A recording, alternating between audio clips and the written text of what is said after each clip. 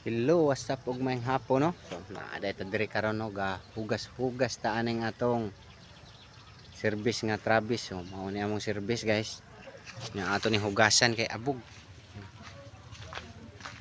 Ito ang anong ato ni hugasan. So ako day na ako diri ga tulog magabi eh. So dako kay mig area diha nga katulgan. Pero akong gitsos nga ari ko matulog sa sakyanan kay bawo mo. Atas Maguindanao.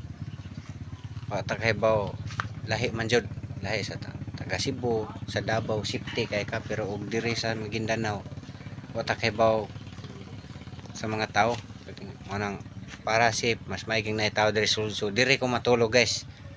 Manhi ko na matulog magabi eh. So, may man siya pagkakatulog kay na may lingkuranan diha, okay na kay na, goods na kayo. So diha ra guys, mao ni atong update ron pag humas trabaho diri ta galimpyo to sakyanan.